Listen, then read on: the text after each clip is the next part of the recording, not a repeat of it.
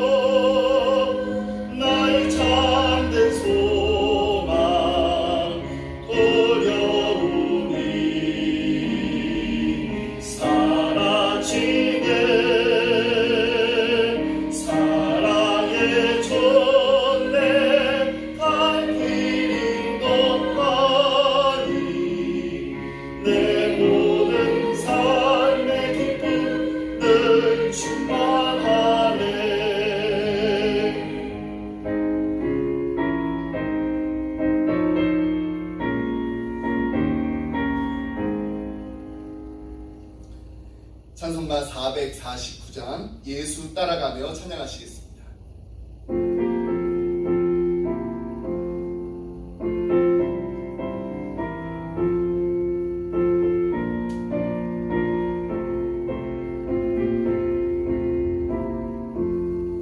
예수 따라가며 복음 선정하면 우리 행할 길 바라겠네. 주를 의지하며 순종하는 자를 주가 늘 함께 하시리라. 의지하고 순종하는 예수 안에 즐겁고 복된 길이로다. 당하거나 우리 고생할 때 주가 위로해 주시겠네. 주를 의지하며 순종하는 자를 주가 이해 주시리라.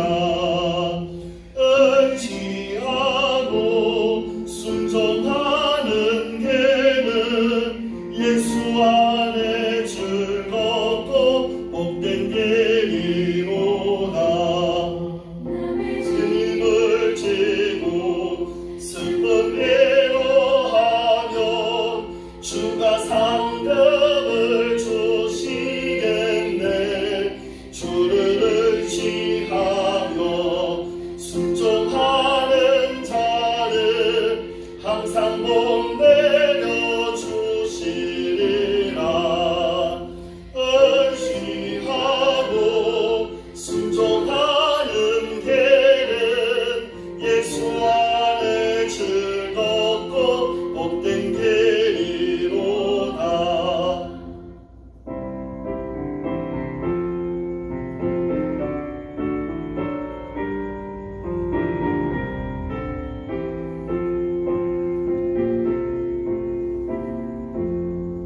우리 받은 것을 주께 다 드리면 우리 기쁨이 넘치겠네.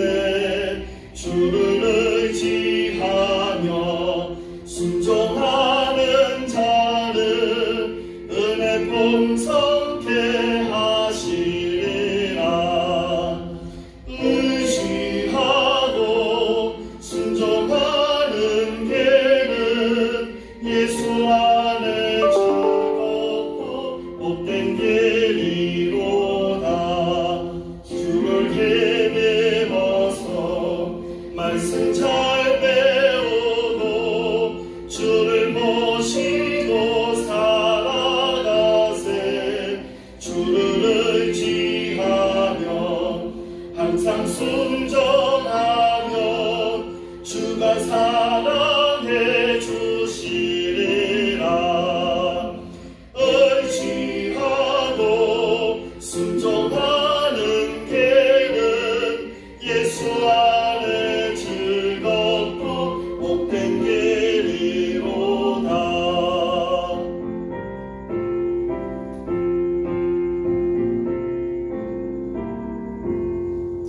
아멘.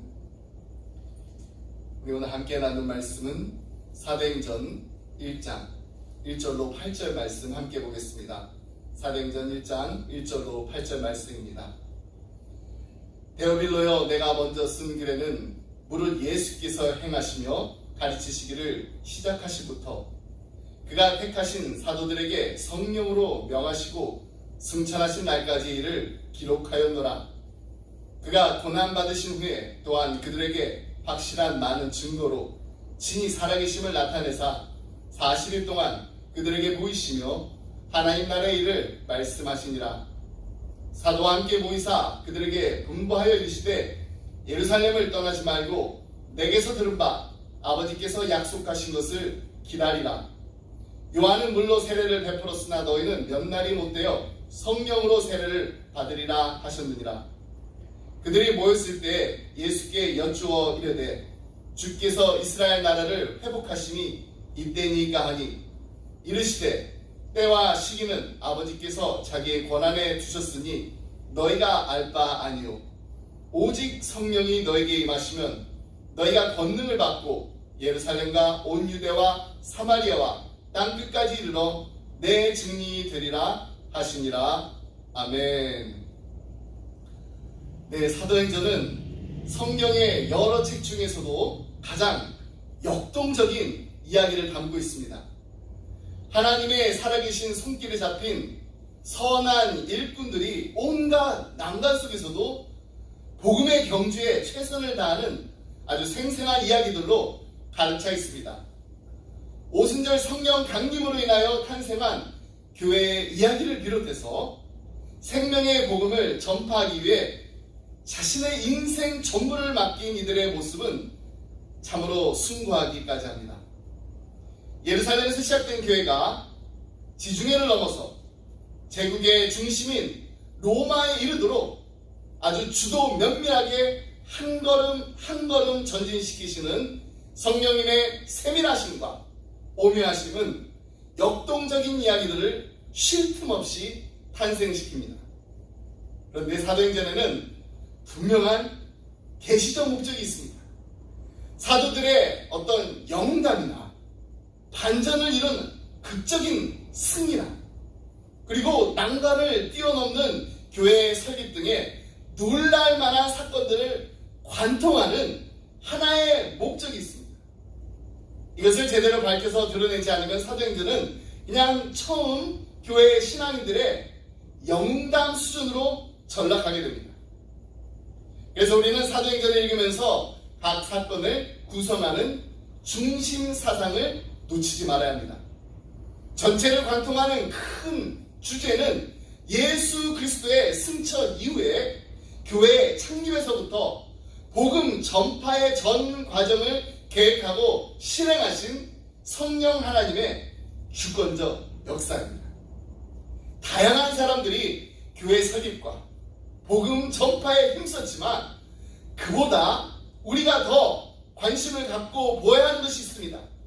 그것은 바로 그 배후에 계신 실질적이고 주도적인 성령님의 일하심입니다. 그렇습니다.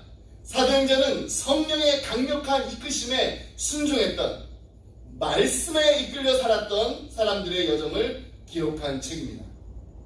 하나님 나라를 이루기 위한 열정으로 더욱 생생하고 뜨거운 삶의 이야기들입니다. 그래서 우리는 사도행전을 성령행전이라고도 부릅니다. 앞으로 우리는 사도행전을 함께 읽으면서 말씀에 이끌려 살아간 인물들의 여정을 함께 나누고자 합니다. 그래야 지금도 여전히 열정적으로 개입하고 계신 우리 성령 하나님을 만나기를 간절히 소망합니다. 과거에 머물러 있는 성령님이 아닙니다.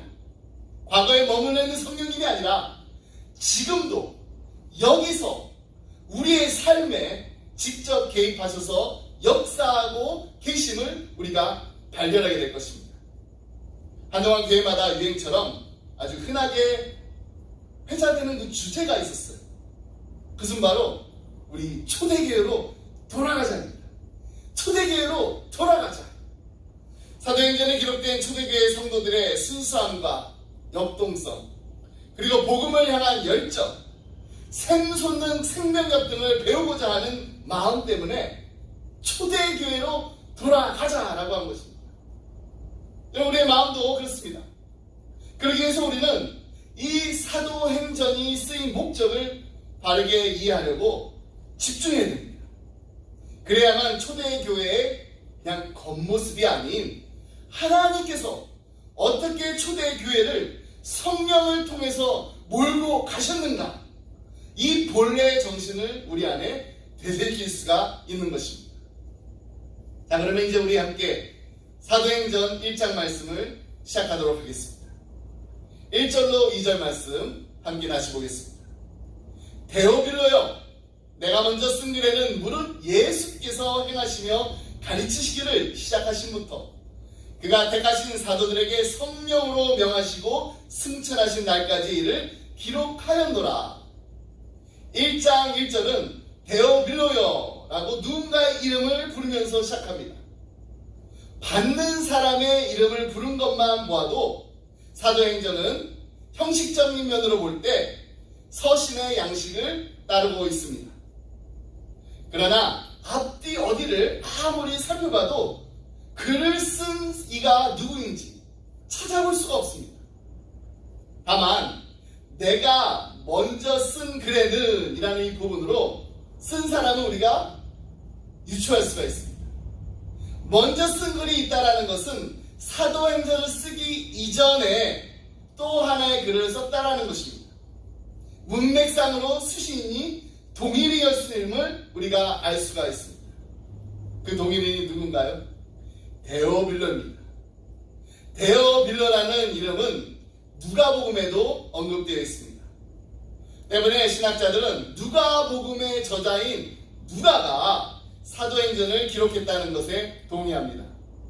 누가복음 1장 1절로 4절 말씀을 제가 읽어드리겠습니다.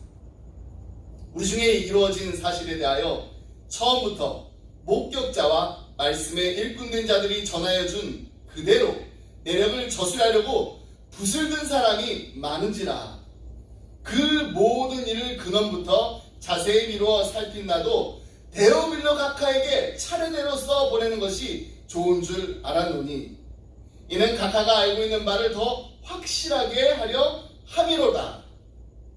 이 누가복음이 기록될 당시 처음부터 말씀의 목격자가 되고 일꾼된 자들이 전하여준 그대로 내력을 저술하려고 붓을 든 사람이 많았다고 합니다. 예수 그리스도에 대한 역사적인 내용과 사역을 기록하고자 하는 사람들이 많이 있었다라는 거예요. 그리고 이어서 그 모든 일을 근원부터 자세히 미루어 살핀 나가 데오빌로 각하에게 쓴다고 밝힙니다. 사도행전의 첫머리에 등장하는 인물과 동일인입니다. 그렇다면 이 데오빌로 각하는 누구일까요? 먼저 각하, 이 각하라는 호칭을 쓴 것으로 봐도 로마의 고위 관료임을 알 수가 있습니다. 또한 그리스도교에 대한 호감을 가지고 있었으며 진리에 대해 목마른 사람으로 여겨집니다. 기록에 따르면 데오빌로는 로마의 고위 관료이며 황제의 사촌이었다고 전해지고 있습니다. 누가 이제 막 복음의 걸음마를 뗀 데오빌로에게 서신을 통해 예수님을 소개하고자 하는 글을 썼던 것입니다. 예수님께서 십자가에 돌아가신 후 예수님을 따르던 그 처음 제자들 깊은 좌절과 절망에 빠져 있었습니다. 대부분 자포자기하고 있었고 어떤 이들은 옛날 직업으로 그리고 아니면은 옛 고향으로 돌아갔습니다. 근데 갑자기 믿기 어려운 소식이 들렸습니다. 예수님이 부활하셨다라는 거예요. 그리고 부활하신 예수님이 이 땅에 40일을 머무르시면서 제자들에게 다시금 가르침을 주셨습니다. 그리고 놀랍게도 예수님께서는 하나님 나라의 꿈을 다시 말씀하셨습니다. 오늘 보면 3절 말씀 함께 보겠습니다. 그가 고난 받으신 후에 또한 그들에게 확실한 많은 증거로 친히 살아계심을 나타내사 40일 동안 그들에게 보이시며 하나님 나라의 일을 말씀하시니라. 예수님은 공생애를 시작하시면서 갈릴리에서의 그 첫 번째 설교 주제가 바로 하나님 나라였습니다. 마가복음 1장 14절 15절 말씀에 보면은 요한이 잡힌 후 예수께서 갈릴리에 오셔서 하나님의 복음을 전파하여 이르시되 때가 찼고 하나님 나라가 가까이 왔으니 회개하고 복음을 믿으라 하시더라. 근데 십자가에서 돌아가신 예수님께서 이제 다시 부활하셔서 또다시 하나님 나라의 그 일을 말씀하고 계시는 것입니다. 예수님께서는 하나님 나라의 꿈 결코 포기하지 않으셨습니다. 부활하신 예수님의 그 설교를 들으면서도 제자들의 꿈도 다시금 부활합니다. 이제 제자들이 묻습니다. 6절 말씀 다시 보겠습니다.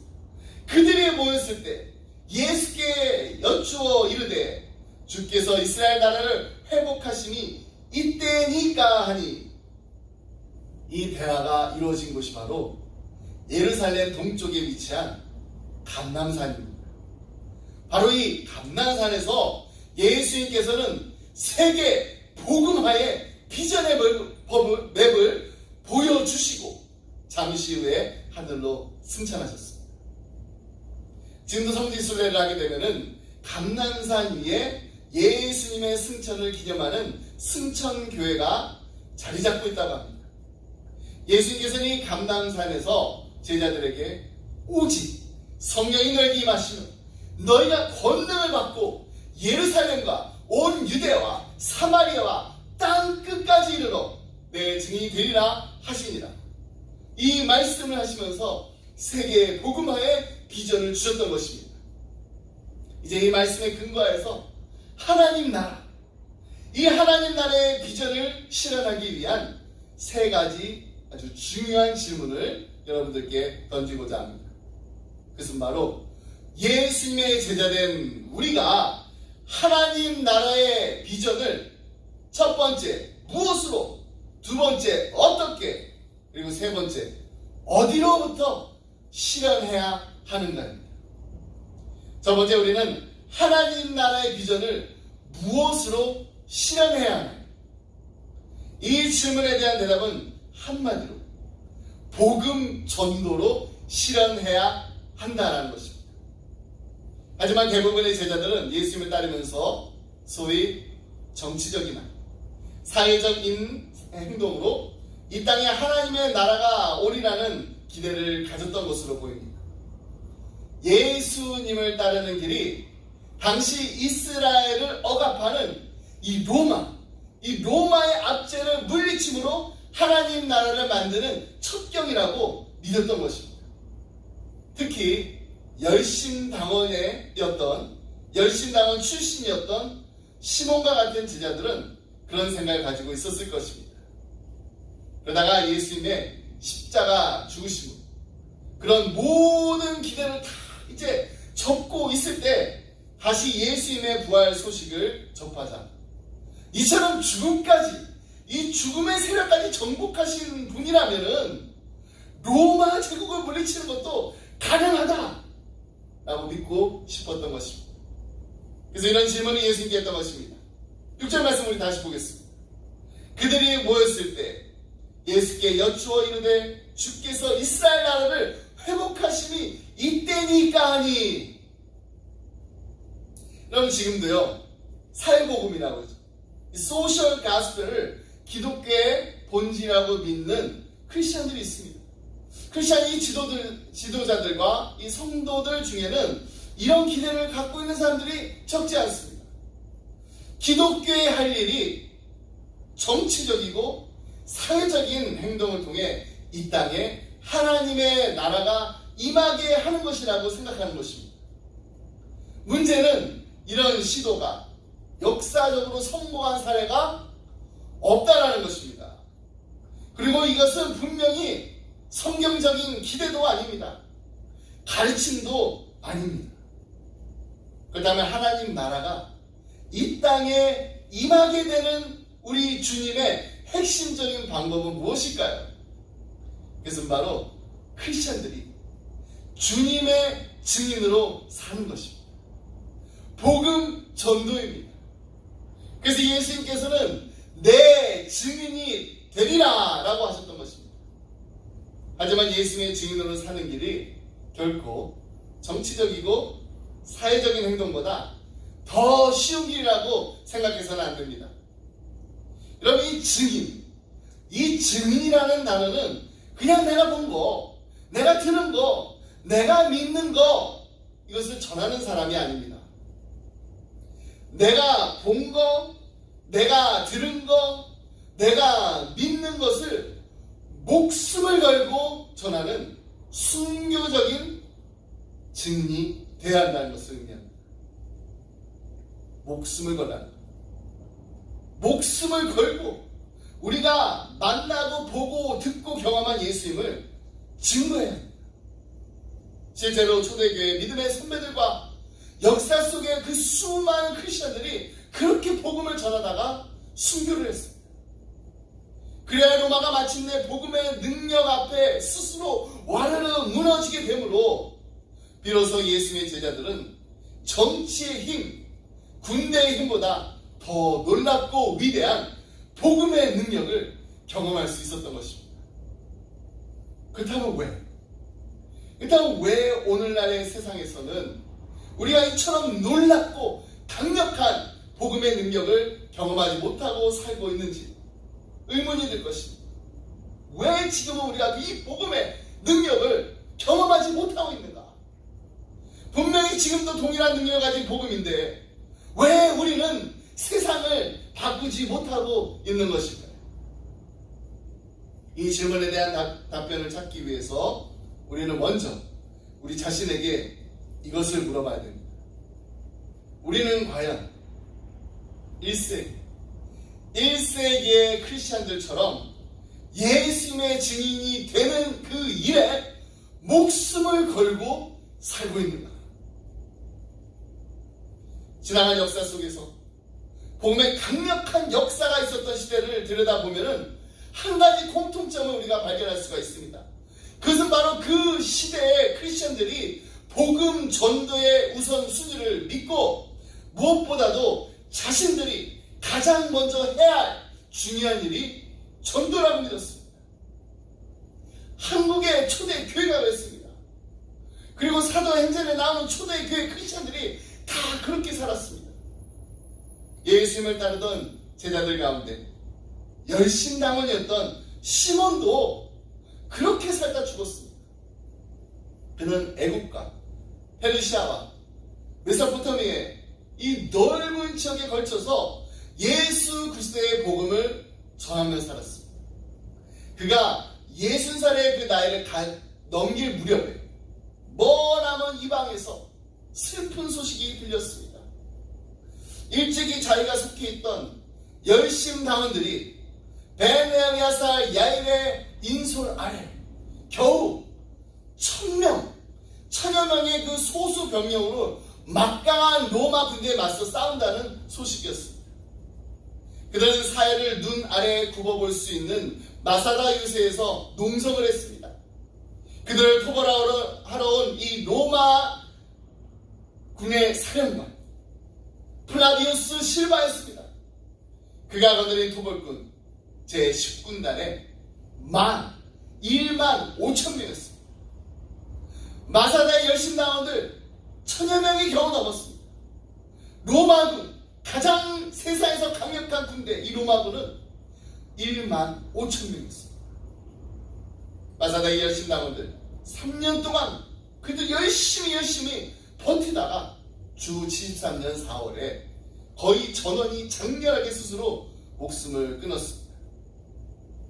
열심당원이었던 시몬, 젊은 시절에는 사람을 죽이는 일쯤은 아무렇게도 생각하지도 않았던 그릇된 혁명가였습니다. 만약 그가 예수님의 부름을 받아서 제자가 되지 않았더라면 그도 아마 마사다에서 로마군과 함께 싸우다가 그렇게 싸우는 혁명가로서 그 혁명가 중에 한 명으로서 싸우다가 장렬하게 전사했을지도 모릅니다. 하지만 그리스도의 복음으로 새롭게 거듭난 시몬은 하나님 나라를 위해서 자기 목숨을 내어 놓았습니다. 그런 사람들의 영혼을 구원하기 위해 복음을 들고 중동 지역을 바쁘게 순회했습니다. 전설에 따르면 시몬은 페르시아 지역을 전도하면서 이교도들의 그 박해를 받았다고 합니다. 때로는 감옥에도 갇히기도 하고 몽둥이로 매를 맞기도 하고 거의 죽을 뻔까지 됐습니다. 그러나 시몬은 이에 굴복하지 않았습니다. 그리고 수안이라는 이 도시에서 끝까지 복음을 전했는데 그가 이 수안일에 도착한 지 사흘째 되는 날 이교도들에게 붙잡혔습니다. 그리고 톱으로 허리를 잘려 순교했습니다. 열심당원이었던 시몬이 하나님 나라의 투사가 되었던 것입니다. 그리고 그는 예수님의 증인으로서 예수님의 희생적인 사랑을 본받는 삶을 살았습니다. 그러니까 하나님 나라의 비전을 전하는 데 필요했던 것, 단검이 아니었습니다. 바로 하나님의 복음, 예수 그리스도였습니다. 자, 그렇다면 우리가 어떻게 열심당했던 시몬과 같은 제자가 되어서 예수 그리스도인으로서 살아갈 수 있을까요? 이에 대한 대답은 바로 성령의 권능을 받아야 한다는 것입니다. 8절 말씀 함께 보겠습니다.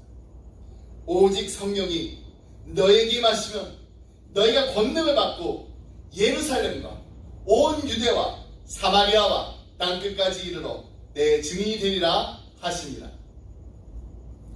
그래서 한국말 성경은 오직이라고 번역해 놓았는데 이건 좀 안타까운 번역입니다. 영어 성경처럼 밭이라고 번역했어야 하는데 한국말 성경을 보면 이 헬라어 단어를 거의 90% 정도 오직으로 번역해 놓았습니다. 그러니까 원문에 더 가까운 번역은 이것입니다. 오직이 아니라 그러나 성령이 너에게 임하시면 너희가 권능을 받고 이렇게 해야 합니다. 그래서 이 표준어 새 번역이라든지 우리말 성경에 보면은 그러나로 번역하고 있습니다. 그러나면 어떻고 또 오직이면 어떤가 하시는 분들도 계실 겁니다. 그런데 그러나로 해석해야지 8절 말씀이 어떤 문맥에서 나왔는지를 더 명확하게 우리가 알 수가 있습니다. 지금 제자들의 관심이 무엇입니까? 예수님께서 하나님 나라에 대해서 가르치시니까 제자들이 이렇게 물었다고 했습니다. 6절 말씀 우리 다시 한번 보겠습니다. 그들이 모였을 때 예수께 여쭈어 이르되 주께서 이스라엘 나라를 회복하심이 이때니까 하니, 이제 예수님이 하나님 나라를 말씀하시니까 이때 이루시겠구나 제자들이 기대하면서 예수님께 여쭈었던 것입니다. 이때입니까? 저 때입니까? 사람들은요 때에 대해서 참 관심이 많습니다. 제자들도 마찬가지였습니다. 여기에 대해서 예수님께서는 두 가지 대답을 하십니다. 하나는 부정적인 대답이고 또 하나는 긍정적인 대답입니다. 부정적인 대답이 7절에 기록되어 있습니다. 이르시되 때와 시기는 아버지께서 자기의 권한에 주셨으니 너희가 알 바 아니요. 때는 우리가 알 바가 아니라고 하셨습니다. 예수님께서 하시는 말씀은 지금 너희가 관심을 가져야 할 바는 때가 아니라 기한이 아니라는 것입니다. 너희가 관심을 가져야 할 바는 너희가 성령을 받아서 증인이 되는 것이라는 이 말씀하신 것입니다. 참 증인이 되는 일에 너희의 온 관심을 다 쏟아라 라고 하시는 것입니다. 예수의 말씀이 얼마나 논리적인지 모릅니다. 증인이 되려고 하면은 반드시 권능을 받아야 됩니다. 권능을 받으려면은 성령님을 체험해야 한다는 것입니다. 근데 우리 한국 교인들이 이 말씀을 또 얼마나 오해하는지 몰라요. 성령 그리고 권능 이렇게 하면은 우리의 마음에 우리 생각에 이렇게 퍼뜩 생각나는 것이 무엇인가요? 불 받아라. 불 받아라. 그래서 방언도 터지고 신유의 은사가 일어나고, 그래서 어느 기도 원장이 유명하다 그러면 막 그것으로 막 때려들어서 몰려들고 어떻게 해서라도 막 안수받으려고 했습니다. 근데 여러분, 성령의 권능이 그런 것들인가요? 방언이 터지게 하는 거, 그게 성령의 권능인가요? 아닙니다. 오늘 본문에서 말씀하시는 이 성령의 권능이 무엇인지를 알기 원한다면 먼저 하나님께서 성령을 이 땅에 왜 보내셨는지 그 목적을 우리가 알면 됩니다. 성령님께서 이 땅에 오신 그 목적을 우리가 분명히 알 때 권능을 이해할 수가 있습니다. 그 목적을 이해하기 위해 요한복음 14장을 한번 보겠습니다. 요한복음 14장 16절로 17절 말씀입니다. 우리 다 같이 함께 성경 펴서 함께 보도록 하겠습니다. 요한복음 14장 16절로 17절 말씀입니다. 내가 아버지께 구하겠으니 그가 또 다른 보혜사를 너희에게 주사 영원토록 너희와 함께 있게 하리니 그는 진리의 영이라. 세상은 능히 그를 받지 못하나니 이는 그를 보지도 못하고 알지도 못함이라. 그러나 너희는 그를 아나니 그는 너희와 함께 거하시며 또 너희 속에 계시겠습니다. 또 다른 보혜사를 보내겠다고 약속하셨습니다. 또 다른 보혜사. 이 또 다른 보혜사를 예수님께서 말씀하셨으니까 예수님 자신도 보혜사라는 이야기입니다. 계속해서 요한복음 14장 26절 말씀입니다. 보혜사, 곧 아버지께서 내 이름으로 보내실 성령, 그가 너희에게 모든 것을 가르치고 내가 너에게 말한 모든 것을 생각나게 하리라. 또 다른 보혜사를 왜 하나님께서 보내주셨나요? 병 고치라고 보내주신 거 아닙니다. 방언하라고 주신 거 아닙니다. 예수님께서 이 땅에서 가르치신 그 진리를 우리가 잘 깨닫게 하기 위해서 보내신 것입니다. 가르치시기 위해서입니다. 예수님께서 우리에게 가르치신 진리들을 다시 한번 생각나게 하시기 위해서 성령님을 우리에게 주셨다는 것입니다. 그러므로 성령의 권능은 무엇을 말하는 것입니까? 두나미스라고 하잖아요. 두나미스. 다이너마이트와 같은 이 성령의 파워는 병 고치는 것도 방언하는 것도 아닙니다. 성령의 능력은 예수 그리스도의 가르침을 이해하는 것입니다. 예수님의 말씀을 잘 깨닫는 능력입니다. 그리고 그 말씀을 깨달아서 환난과 핍박에도 불구하고 내 모든 삶을 다 포기하고서라도 증인의 삶으로 살기로 작정하는 사람, 그 사람이 바로 성령의 권능을 받은 사람입니다. 사도행전 20장 24절에 보면 사도 바울이 이렇게 고백하고 있습니다. 내가 달려갈 길과 주 예수께 받은 사명 곧 하나님의 은혜의 복음을 증언하는 일에 마치려 하면은 나의 생명조차 조금도 귀한 것으로 여기지 아니하노라. 사도 바울은 고백하기를 성령의 권능을 받아서 은혜의 복음에 증거한 일을 마치려 하면은 자신의 생명을 조금도 귀한 것으로 여기지 아니한다고 했습니다. 우리가 어떻게 증인의 삶을 살 수 있을까요? 예수님이 가르치신 그 하나님의 말씀을 우리의 마음판에 새겨서 삶에 하나하나 써 내려갈 때 우리는 성령의 권능을 받아 증인의 삶을 살게 되는 것입니다. 우리가 어떻게 이 세상을 변화시키는 증인의 삶을 살 수 있습니까? 다시 한번 말씀드립니다. 성령의 권능을 받아야 합니다. 자, 그렇다면 이 성령의 권능을 받은 우리가 하나님의 비전을 이제 어디에서부터 시작해야 할까요? 그 대답은 바로 예루살렘에서부터 해야 한다는 것입니다. 예루살렘입니다. 사도행전 1장 8절 말씀 다시 한번 보겠습니다. 성령이 너에게 임하시면 너희가 권능을 받고 예루살렘과 온 유대와 사마리아와 땅끝까지 이르러 내 증인이 되리라 하시니라. 궁극적으로 우리는 이 말씀처럼 땅끝까지 가야 됩니다. 왜냐하면 온 세상을 사랑하시는 하나님은 이 땅 모든 열방 모든 민족을 동일하게 사랑하시기 때문입니다. 우리가 여기서 한 가지 주목해야 할 것은 예루살렘과 온 유대와 사마리아와 땅끝, 이것은 사도행전의 구조 그대로라는 것입니다.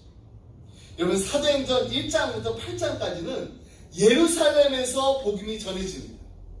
그 다음 온 유대로 전해집니다. 그리고 13장부터는 사마리아와 땅끝까지 복음이 전해집니다. 그렇다고 예수님께서는 이 명령을 주시면서 이 지명들을 언급하셨을까요?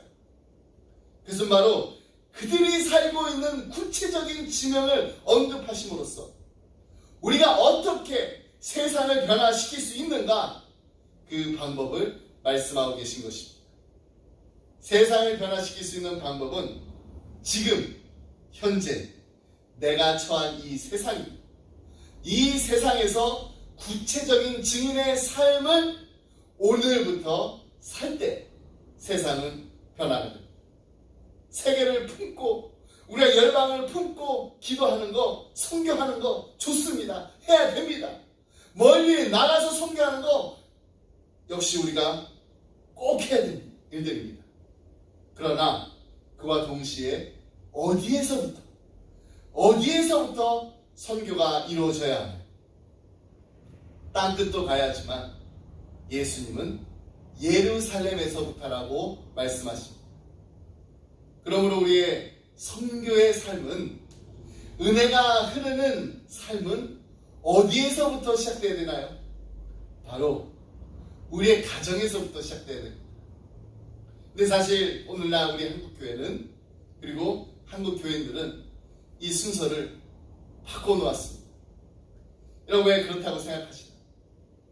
그래서 복음을 전하기가 가장 어려운 것이 땅끝이 아니라 바로 예루살렘이기 때문입니다. 예루살렘은 복음의 괴수 예수님이 십자가에 달려 죽은 곳입니다.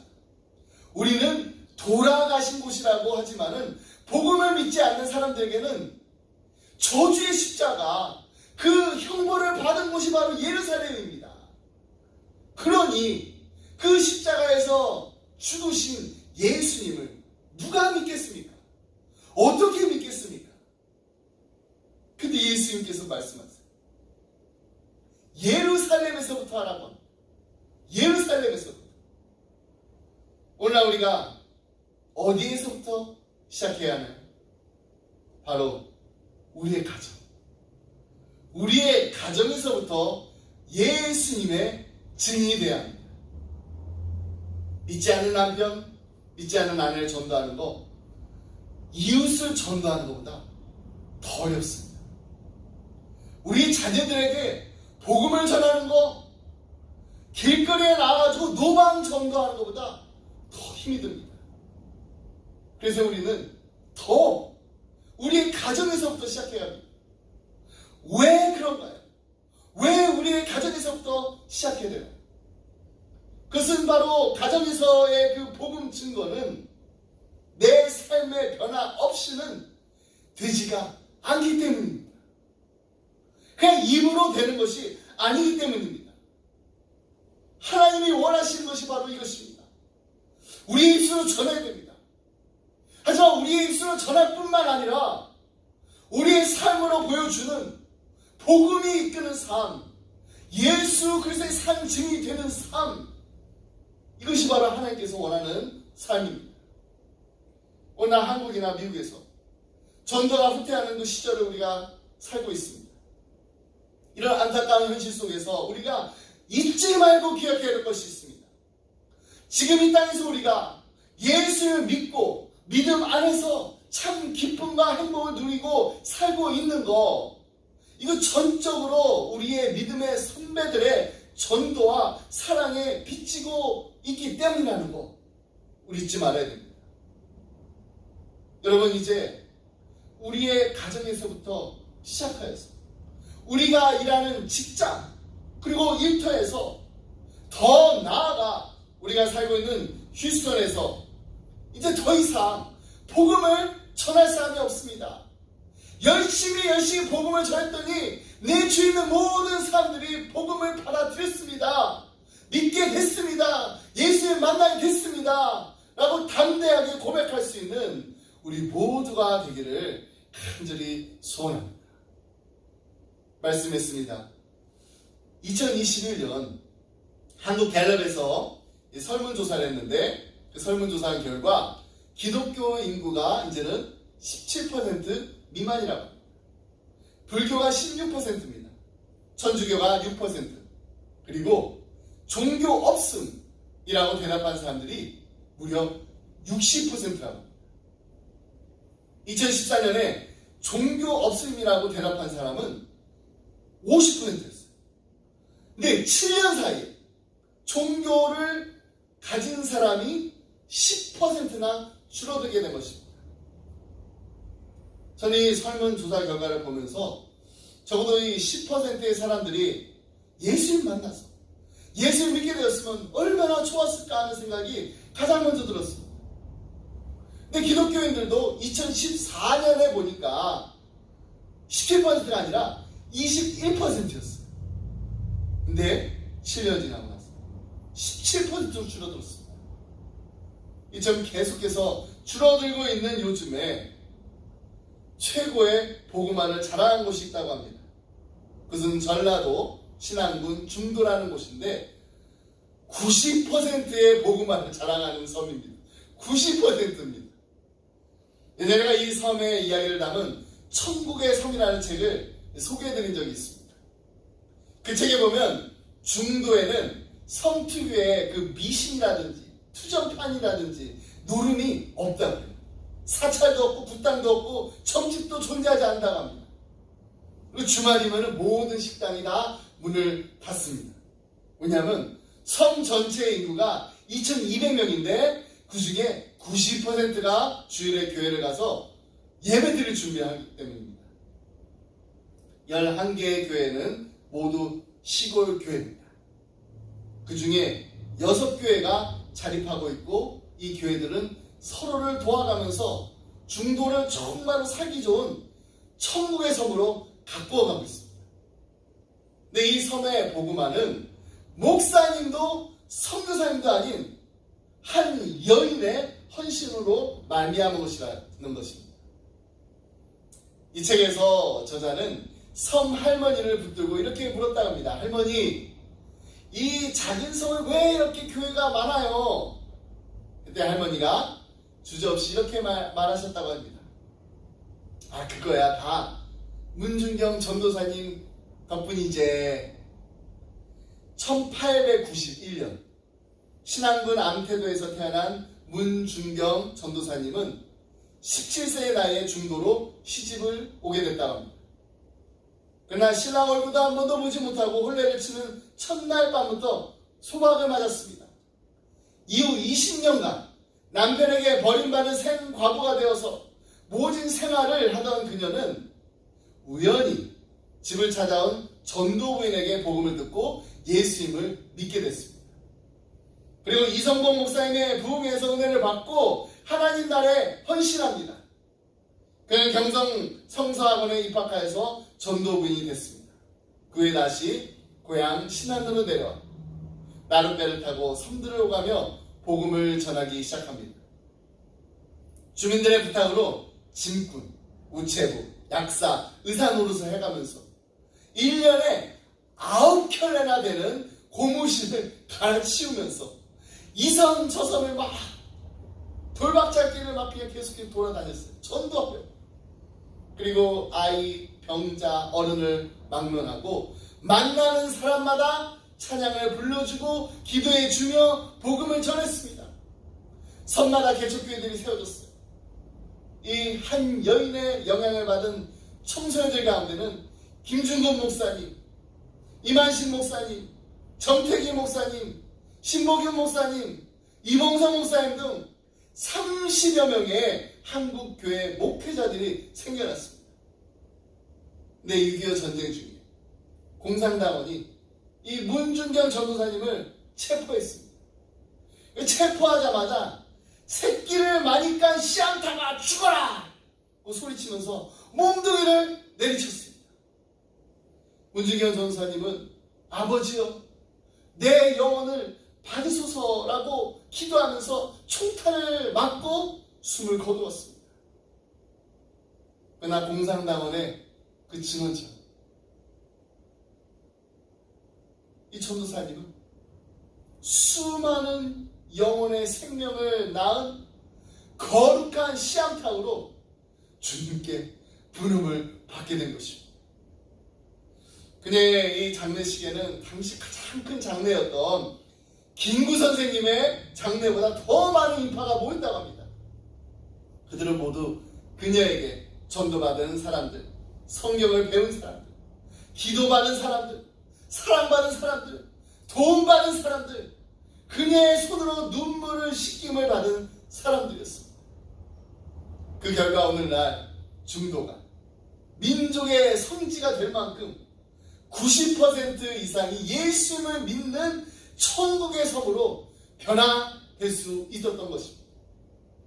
여러분, 만약 우리 가운데 문중경 전도사님과 같은 거룩한 전도자가 생겨날 수 있다면, 또 우리가 이런 전도자를 키워낼 수만 있다면, 우리의 자녀들이 한 사람 한 사람들이 이런 전도자가 될 수만 있다면 사도행전의 부흥은 다시 한번 이 땅에, 이 휴스턴에 일어나게 될 줄 믿습니다. 사도행전 말씀을 강해하며 하나님께서 저에게 주시는 말씀에 찔림이 있습니다. 여러분, 저는 저의 장례식에 참석하신 분 가운데 저에게 전도를 받아서 예수님을 믿게 된 사람들이 몇 분이나 오실지, 그리고 말씀을 배우고 기도를 받고 사랑을 받고 도움을 받고 저의 손으로 눈물을 씻김을 받은 분들이 몇 분이나 되실지 가만히 생각해 보았습니다. 그렇게 많지 않은 것 같습니다. 그래서 지금이라도 그렇게 살려고 합니다. 우리가 아니면 누가 하겠습니까? 우리 모두 예수 그리스도의 증인으로 살아야 합니다. 예수 그리스도의 십자가의 사랑을 날마다 우리의 삶으로 증거하는, 거룩한 복음의 명령을 수행하는 것을 목숨보다 더 귀하게 여기는 우리 기쁨의 그 성도님들이 다 되시기를 주님의 이름으로 축복합니다. 기도하겠습니다. 하나님 아버지, 감사합니다. 하나밖에 없는 독생자 예수 그리스도를 아낌없이 십자가에 내어주신 만큼 우리를 사랑하시는 하나님이 우리의 아바 아버지 되심을 감사드립니다. 이제 우리도 성령 충만하여 우리의 가정으로부터 시작하여 휴스턴과 텍사스와 미국을 넘어 땅끝까지 주님의 복음과 사랑을 전하는 예수 그리스도의 산 증인이 되게 하여 주옵소서. 그냥 내가 본 거, 내가 들은 거, 내가 믿는 것을 전하는 사람이 아니라 내가 본 거, 내가 들은 거, 내가 믿는 것을 목숨을 걸고 전하는 순교적인 증인이다 되게 하여 주옵소서. 우리가 가장 선교하기 어려운 우리의 가정에서 먼저 우리의 자녀들에게 복음을 전하는 막중한 사명을 잘 감당할 수 있도록 하나님, 우리의 삶을 변화시켜 주옵소서. 우리 이웃들에게 예수님의 복음과 사랑을 전하는데 우리의 모든 것을 다 할 수 있도록 성령 하나님, 우리를 인도하여 주옵소서. 감사드리며 이 모든 말씀 우리를 사랑하신 예수 그리스도 이름으로 기도드립니다. 아멘. 우리 다 같이 함께 찬양하시겠습니다. 가서 제자 삼으라. 우리 함께 찬양하겠습니다.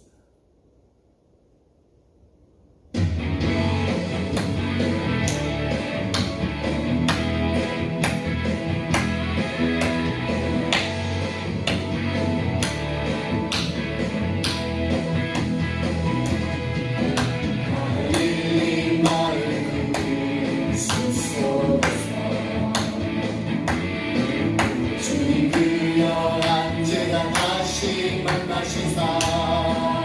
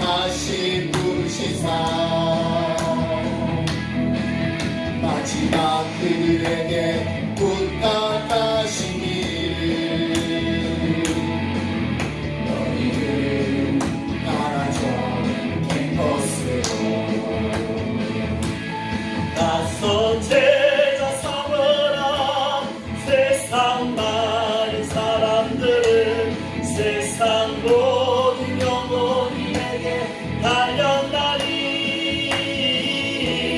나서 제가 삼으라 나의 길을 가르치라 내가 너희와 항상 함께하리라 제자 삼으라 세상 많은 사람들은 세상 모든 영혼이 내게 달렸나니